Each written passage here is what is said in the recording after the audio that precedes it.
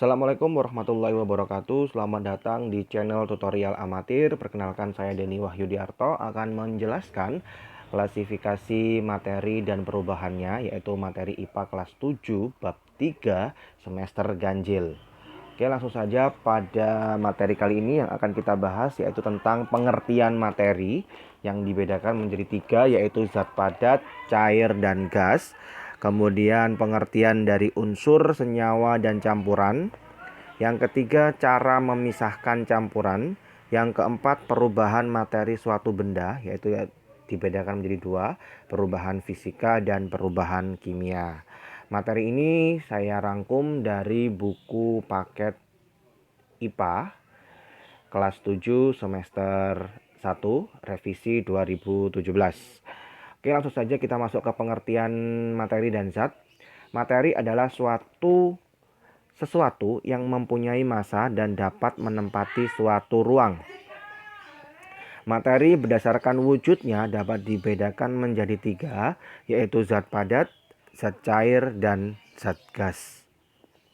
Nah, ini ada tabel perbedaan materi, yaitu zat padat, cair, dan gas. Yang pertama, padat, yaitu mempunyai bentuk dan volume tertentu. Sedangkan cair, volumenya tertentu tetapi tidak mempunyai bentuk yang tetap. Gas tidak mempunyai volume dan bentuk yang tertentu. Padat, jarak antar partikel zat padat sangat rapat. Sedangkan cair, jarak antar partikel zat cair lebih renggang. Kalau gas, yaitu jaraknya sangat renggang. Jika padat, partikel-partikelnya tidak dapat bergerak bebas. Kalau cair, bergerak bebas namun terbatas. Kalau gas, partikel-partikelnya dapat bergerak sangat bebas. Itu tadi perbedaan 3 zat yang ada, yaitu padat, cair, dan gas. Lanjut kita ke pengertian unsur. Unsur adalah zat tunggal yang tidak dapat diuraikan lagi menjadi zat yang lebih sederhana dengan proses kimia.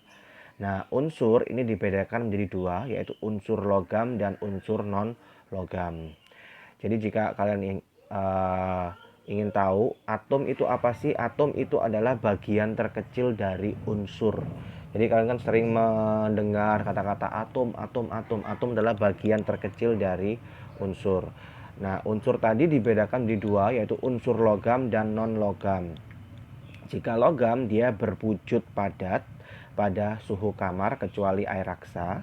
Kemudian non-logam itu berwujud ada yang padat, cair, dan gas.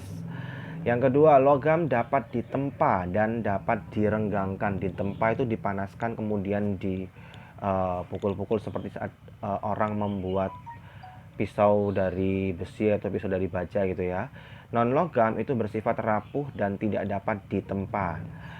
Logam termasuk konduktor listrik dan panas yang baik, sedangkan non-logam itu bersifat non-konduktor, tidak dapat menghantarkan listrik dan panas yang baik kecuali grafit. Contohnya apa? Kalau logam bisa kita tahu yaitu seperti besi, baja, aluminium, tembaga, dan lain sebagainya, itu ya termasuk logam.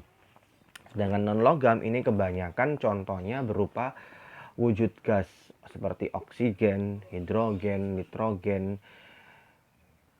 Gas-gas itu termasuk benda non-logam atau unsur non-logam. Oke, setelah unsur kita masuk ke senyawa. Senyawa ini adalah terdiri dari 2 unsur atau lebih. Itu pengertian senyawa.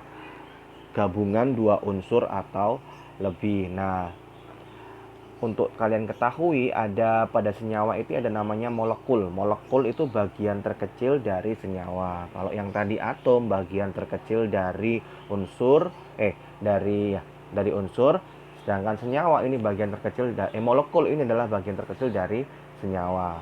Nah, molekul sendiri tersusun atas 2 atom atau lebih melalui proses kimia. Contohnya apa? H2O, air.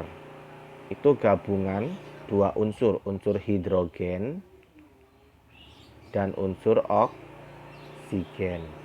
Contoh lain dari senyawa, gabungan 2 unsur, NaCl, natrium klorida. Itu gabungan dua unsur, yaitu dinamakan senyawa. Campuran, sekarang masuk ke campuran. Campuran adalah suatu materi yang terdiri atas dua zat atau lebih yang masih mempunyai sifat zat asalnya. Nah, campuran ini dibedakan menjadi dua macam, yaitu campuran homogen dan campuran heterogen. Apa pengertiannya? Campuran homogen adalah campuran yang tidak dapat dibedakan zat-zat yang tercampur di dalamnya. Jadi jika kita mencampurkan dua benda, misalnya air dengan gula, itu akan terlarut sempurna. Jadi kita tidak bisa membedakan lagi dua benda itu karena sudah tercampur secara merata menjadi suatu larutan. Nah, sedangkan campuran heterogen ini campuran dua zat tetapi tidak tercampur sempurna satu sama lain. Contohnya apa? Secara simpel aja ya, kita mencampurkan air dengan pasir. Kita campur, kita aduk, dia tidak akan tercampur secara sempurna. Tetap akan memisahkan dua bagian, bagian air dan bagian dari pasir. Itu campuran heterogen. Lanjut, contoh dari campuran homogen adalah larutan. Nah, larutan pada kehidupan sehari-hari dapat dikelompokkan menjadi tiga, yaitu larutan yang bersifat asam, bersifat basa, dan bersifat garam. Nah, contoh larutan bersifat asam yaitu rasanya pasti masam, jelas. Dapat menimbulkan korosi. Korosi itu perusakan atau keroposan pada benda-benda yang terkena zat asam, seperti seng yang terkena zat asam akan keropos, kemudian batu akan terkikis dan keropos jika terkena zat yang bersifat masam. Kemudian mengubah lakmus biru menjadi merah. Kertas lakmus ini contohnya nanti akan kita bahas pada materi berikutnya, sekaligus kita akan melakukan video percobaan untuk membuktikan bahwa suatu larutan ini bersifat asam, basa, ataupun garam dengan menggunakan kertas lakmus ya. Kemudian ciri-ciri larutan basah, rasanya agak pahit, terasa licin pada kulit, mengubah lakmus merah menjadi biru. Contohnya apa? Basah itu seperti sabun. Kemudian yang terakhir yaitu senyawa garam terbentuk dari reaksi netralisasi, yaitu reaksi netralisasi tersebut merupakan campuran antara larutan asam dan larutan basa. Jelas ya? Kita masuk ke perbedaan antara unsur, senyawa, dan campuran. Tadi unsur senyawa merupakan zat tunggal, sedangkan campuran termasuk zat campuran. Yang kedua, tidak dapat diuraikan. Untuk unsur senyawa dapat diuraikan dan campuran juga dapat diuraikan. Unsur terdiri atas satu jenis atom, senyawa dan campuran terdiri atas dua jenis atom atau lebih. Campuran juga sama, dua jenis atom atau molekul atau lebih gitu ya. Lebih banyak campuran ini. Kemudian senyawa perbandingan massa zat penyusunnya tetap, campuran perbandingan massa zat penyusunnya tidak tetap. Perbedaan unsur senyawa dan campuran. Lanjut kita ke D, pemisahan campuran. Jadi campuran itu dapat dipisahkan dengan cara-cara yang ada. Yang pertama, cara filtrasi atau penyaringan biasa, yaitu memisahkan cairan dan padatan atau benda padat yang terlarut dalam air tersebut. Jadi kita saring seperti biasa, benda padat akan masuk ke dalam saringan, cairannya akan masuk dalam botol atau gelas. Kemudian yang kedua, pemisahan campuran berupa sentrifugasi, yaitu untuk memisahkan sel-sel darah merah dan sel-sel darah putih dari plasma darah. Itu pada kedokteran ya. Kemudian yang ketiga, destilasi atau penyulingan, yaitu metode pemisahan campuran menggunakan prinsip perbedaan titik didih dari zat cair yang bercampur, sehingga saat menguap setiap zat akan terpisah. Biasanya di sini penyulingan minyak. pembuatan minyak kayu putih itu menggunakan proses destilasi atau penyulingan. Yang keempat yaitu kromatografi, yaitu metode pemisahan campuran yang didasarkan pada perbedaan kecepatan merambat antara partikel-partikel yang bercampur pada suatu medium diam ketika dialiri suatu medium gerak. Itu 4 cara memisahkan campuran. Kita masuk ke materi berikutnya, yaitu perubahan materi suatu benda. Perubahan materi pada umumnya dibedakan menjadi 2, yaitu perubahan fisika dan perubahan kimia. Ini jelas sekali perbedaannya. Untuk perubahan fisika itu tidak disertai dengan terbentuknya zat baru. Jadi jika es yang awalnya dari air dibekukan menjadi es, akan kembali menjadi es lagi jika dibekukan, kemudian jika dicairkan akan menjadi air kembali.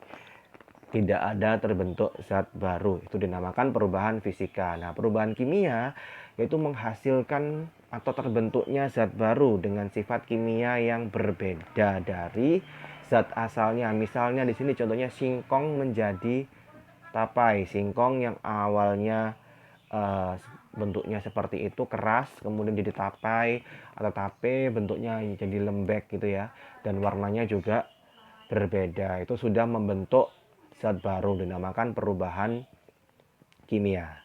Contoh ciri-ciri perubahan kimia: bisa terbentuk zat baru, terbentuknya gas, terbentuknya endapan, terjadinya perubahan warna, dan terjadinya perubahan suhu. Itu ciri-ciri suatu benda bisa dikatakan mengalami perubahan kimia. Nah, ini contoh-contoh perubahan materi yang terjadi di alam. Perubahan fisika dan perubahan kimia. Fisika contohnya beras yang diubah menjadi tepung beras, hanya dihaluskan saja. Kayu diubah menjadi kursi, hanya berubah bentuknya saja. Gula dilarutkan di dalam air, jika dikeringkan akan bisa menjadi gula kembali. Bola lampu listrik yang menyala, kemudian air yang berubah menjadi es. Itu perubahan fisika. Perubahan kimianya, singkong menjadi tapai. Terus pembakaran kayu, kenapa? Karena berubah warna dan berubah bentuk. Kayu awalnya coklat dibakar jadi arang, berubah warna jadi hitam. Makanan basi, ya. Kemudian susu diubah menjadi keju, dari bentuknya aja ya sudah berubah. Kemudian rasa dan warnanya juga berubah. Perkaratan besi, besi yang berkarat atau bahasa Jawanya besi yang tayengan gitu ya, itu mengubah besi yang awalnya warnanya seperti coklat, kehitaman, berubah menjadi orange, kemudian keropos dan rusak. Ini contoh perubahan kimia. Oke, sekian pembelajaran kali ini, materi kelas 7 tentang bab 3. Semoga kalian bisa memahami materi ini dengan baik. Selamat belajar, semoga bermanfaat. Wassalamualaikum warahmatullahi wabarakatuh.